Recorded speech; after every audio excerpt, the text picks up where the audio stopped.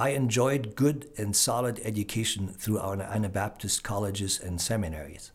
However, my understanding of the role of the pastor did not grow out of these institutions. My image of a pastor developed mostly from my broad reading of the scriptures and biblical theological literature other than Mennonite.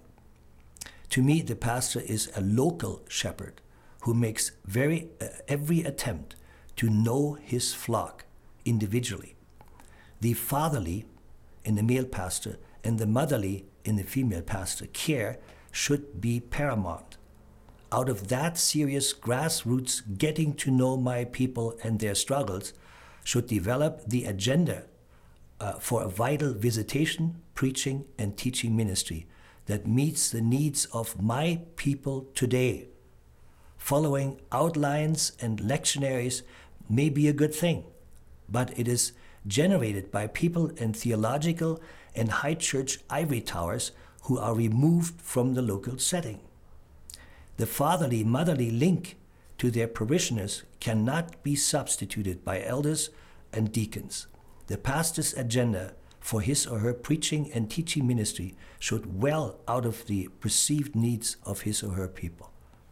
This is a very strong one that I felt and pursued, that my major pastoral ministry, of which I had about 13 years in different churches, was to be there for the people. I want to know each person, and people allowed me to visit them on the job with their permission.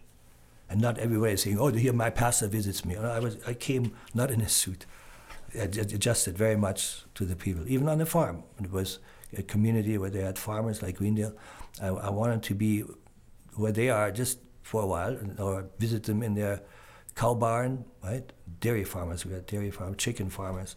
So I got familiar with chicken farming at the time, and dairies, right? And once they know that a pastor, which I was a fatherly figure, right, was interested in what his flock is doing, then they would listen more.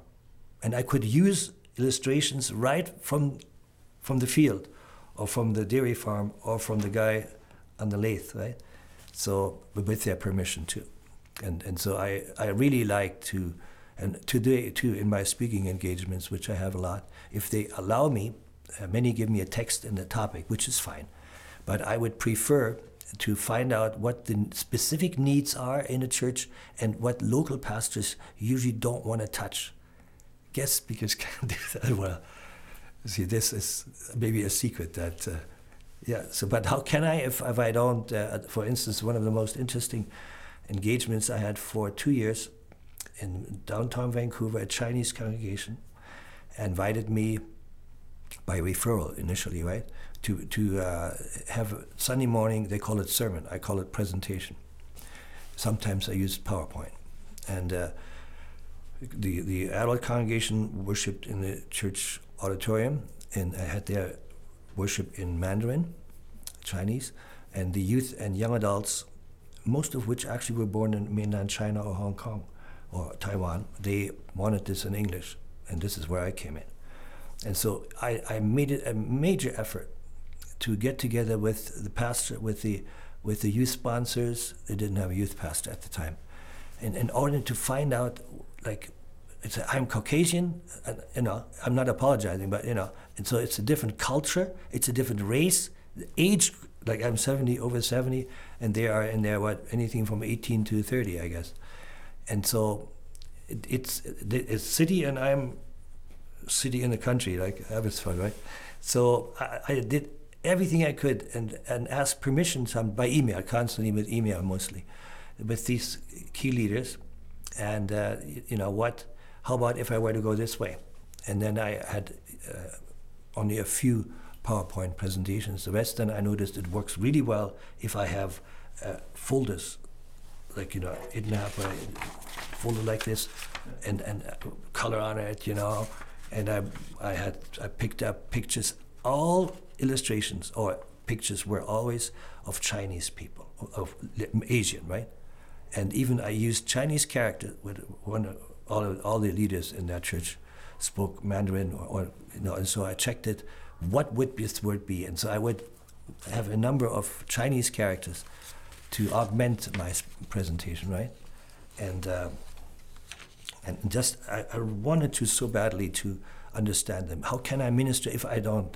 It wasn't my agenda. It had to be their agenda. And I think this is needed, especially today. MCBC can talk to everybody that people take, the pastoral people, especially those who are hired, that means they have more time. This is their mandate, right? A volunteer's mandate is not quite as strong as it is for a person who has been called by God, called by the church, trained, paid for, and the whole thing. I think that this idea of getting to know the congregation, not only BC's, but the local one, here, this congregation.